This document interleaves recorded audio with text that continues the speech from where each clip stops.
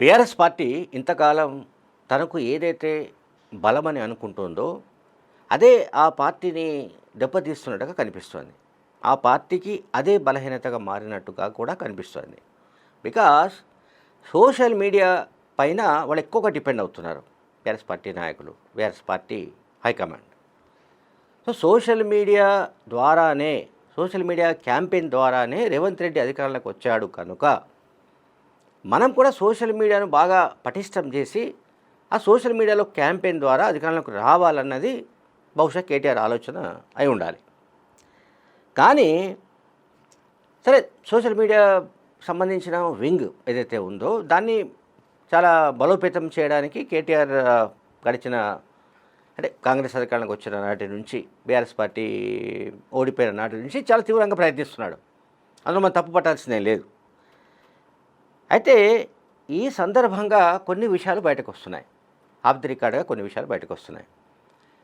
కేటీఆర్కు ఎవరైతే గత ప్రభుత్వంలో బీఆర్ఎస్ ప్రభుత్వంలో కేటీఆర్ తరపున ఏ పెద్ద మనిషి అయితే మొత్తం సోషల్ మీడియా వ్యవహారాలను చక్కబెట్టాడో, ఏ వ్యక్తి అయితే మొత్తం కేటీఆర్ను మొత్తం ఆకాశానికి ఎత్తి పారేశాడో, ఫ్యూచర్ ఆఫ్ తెలంగాణ అని చెప్పేశాడో, అదే వ్యక్తి ఇప్పుడు కూడా చెలరేగిపోతున్నట్టు కనిపిస్తుంది. పైగా ఆ వ్యక్తి అగ్రవర్ణాలకు సంబంధించిన వ్యక్తి కనుక ఈ సోషల్ మీడియాకు సంబంధించిన ప్లాట్ఫామ్స్లో, సోషల్ మీడియాకు సంబంధించిన KTR sponsored social media platforms ఏవైతే ఉన్నాయో వాటికి ఫండింగ్ విషయంలో కూడా ఆ సదరు వ్యక్తి, కేటీఆర్కు నమ్మిన బంటు, కేటీఆర్ను ఆకాశానికి ఎత్తివేసే వ్యక్తి, సో అతను మళ్ళీ అదే పని చేస్తున్నట్టు కనిపిస్తుంది. తన వర్గం వాళ్లకు, అగ్ర కులాల వాళ్లకు ప్రాధాన్యం ఇచ్చి సోషల్ మీడియాలో దళితులు, బీసీలు లేదా ఇతర వర్గాలకు చెందిన వాళ్ళు ఆ దరిదాపుల్లోకి రాకుండా అతను చూస్తున్నట్లు విమర్శలు వస్తున్నాయి. ఇది బీఆర్ఎస్ పార్టీ నుంచే విమర్శలు వస్తున్నాయి.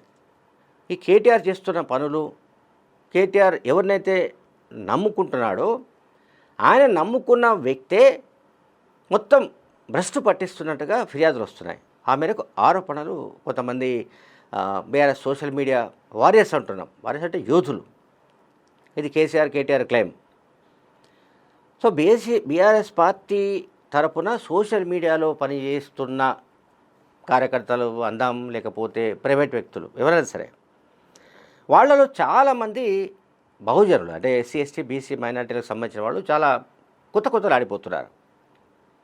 అగ్రవర్ణాలకు పెద్దపీట వేసి వాళ్ళకే అన్ని విధాలుగా జీతభత్యాలు ఎక్కువగా పెంచి ఆ కేటీఆర్ నమ్మిన వ్యక్తి అని ఏదైతే నేను చెబుతున్నానో ఈ వీడియోలో మొదటి నుంచి, ఆ వ్యక్తి మొత్తం నాశనం చేస్తున్నట్టుగా ఆరోపణలు వస్తున్నాయి. ఇంత చేస్తున్నా ఆ వ్యక్తిని కేటీఆర్ ఒక్క మాట కూడా అనలేకపోతున్నట్లు, కేటీఆర్కు అతనికి మధ్య ఉన్న సన్నిహిత సంబంధాల దృష్ట్యా అతన్ని ఏమీ ఏ రకంగా కూడా అతన్ని పక్కకు పెట్టడం కానీ, లేకపోతే అతని ప్రాధాన్యత తగ్గించడం కానీ చేయడం లేదని కూడా తెలుస్తోంది. అండ్ ఇప్పుడు ఇంకొక బ్రేకింగ్ వార్త ఏంటంటే, నేను ఎవరి గురించి అయితే మాట్లాడుతున్నానో కేటీఆర్కు సంబంధించిన మొత్తం సోషల్ మీడియా వ్యవహారాలను బీఆర్ఎస్ హయాంలో, బీఆర్ఎస్ పరిపాలించిన కాలంలో చక్కబెట్టాడో ఆ వ్యక్తికి ఇప్పుడు ఇద్దరు గన్మెన్లను కూడా, ప్రైవేట్ గన్మెన్లను నియమించినట్లు తెలుస్తోంది. ఎందుకో మనకు తెలియదు.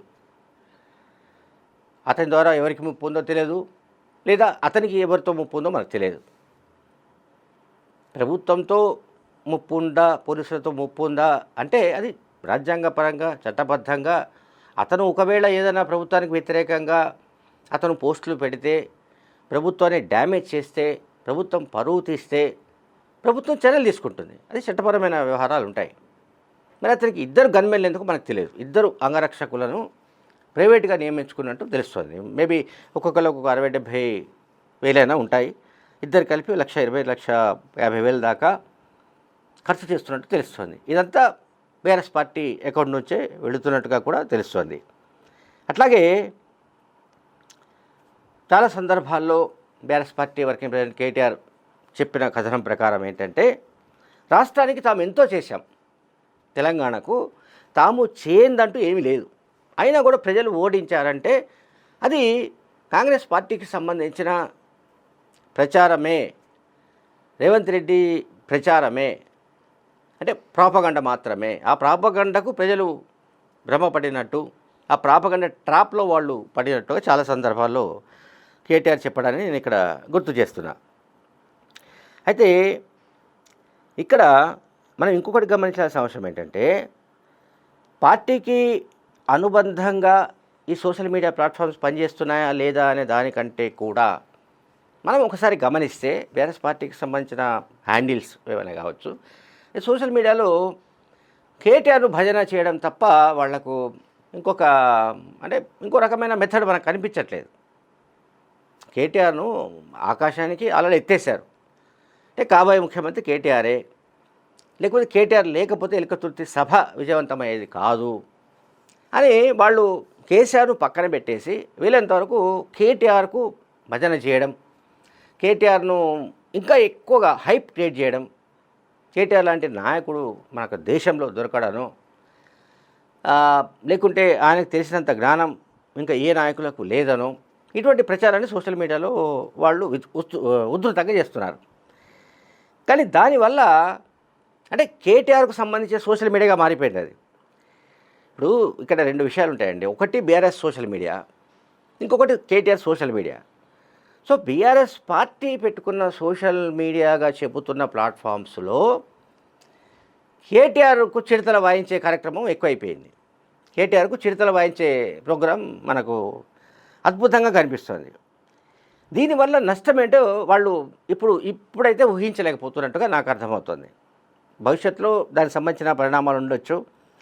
కనుక పార్టీకి సంబంధించిన కొంతమంది ముఖ్య నాయకుల పర్యవేక్షణలో కొన్ని సంస్థలు బీఆర్ఎస్ కోసం పనిచేస్తున్నాయి. Right, okay. అంటే సోషల్ మీడియాకు ఫండింగ్ చేయడం కానీ, లేకపోతే గతంలో బీఆర్ఎస్ హయాంలో ఎవరైతే లబ్ధి పొందారో వాళ్ళు కూడా కొంత ఫండ్ ఇస్తుండొచ్చు ఈ సోషల్ మీడియాకు కానీ, లేకపోతే కేటీఆర్కు సంబంధించిన ఈ మనుషులకు కానీ వాళ్ళు ఇస్తుండొచ్చు. దాన్ని మనం తప్పు పట్టడం లేదు. సరే, ఫండ్స్ ఎక్కడి నుంచి వస్తున్నాయి, అది ఏ రకంగా వాళ్ళు సిబ్బందికి జీతభత్యాలు ఇస్తున్నారు, లేకపోతే సోషల్ మీడియాలో పోస్టులు పెట్టే వాళ్ళకి ఇస్తున్నారు, లేదంటే సోషల్ మీడియాలో ఎవరు రాస్తున్నారో కంటెంట్ వాళ్ళకి ఇస్తున్నారు, ఏమిటి అనేది సంగతి ఆ పార్టీకి సంబంధించిన అంతర్గత వ్యవహారం. అయితే చాలా సందర్భాల్లో ఫేక్ న్యూస్ విస్తృతంగా వాటిలో సర్క్యులేట్ కావడం వల్ల బీఆర్ఎస్ సోషల్ మీడియా ప్రతిష్ట దెబ్బతింటోంది. బీఆర్ఎస్ సోషల్ మీడియా ప్రతిష్ట దెబ్బతినడం అంటే బీఆర్ఎస్ పార్టీ ప్రతిష్ట దెబ్బతింటోంది, కేసీఆర్ ప్రతిష్ట దెబ్బతింటోంది.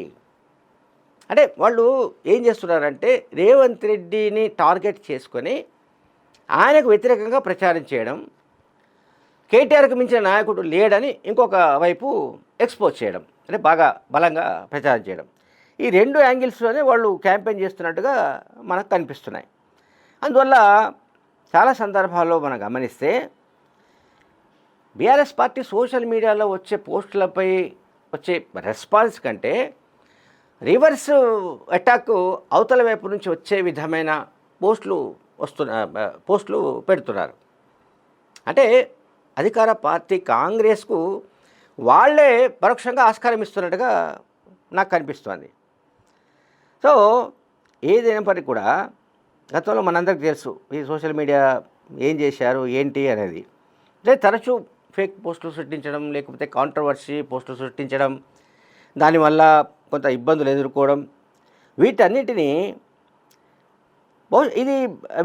వాళ్ళు ఏంటంటే దీన్ని చాలా గొప్ప విషయం అనుకుంటున్నారు. KTR and company, KTR and co, KTR and ఆయనకు గొప్ప మద్దతుదారు, అట్లాగే ఆయనకు సలహాదారు అనొచ్చు, లేకపోతే బీఆర్ఎస్ హయాంలో మొత్తం సోషల్ మీడియా కార్యక్రమాలను చక్కదిద్దిన వ్యక్తి, లేకపోతే సోషల్ మీడియాకు సంబంధించిన నిర్వహణ బాధ్యతలు చూసిన వ్యక్తి, అతను ఇప్పుడు చెలరేగిపోతున్నట్టుగా కనిపిస్తుంది. బీఆర్ఎస్ హయాంలో అంటే అధికారంలో ఉన్నప్పుడు ఆ మనిషే చెలరేగిపోయాడు. మళ్ళీ అధికారం కోల్పోయి ప్రతిపక్షంలోకి వచ్చిన తర్వాత కూడా ఆ మనిషే చెలరేగిపోతున్నాడు.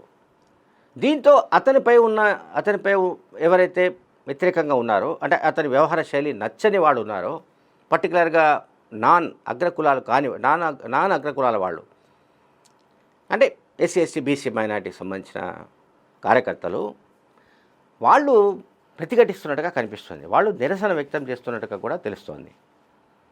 Thank you very much.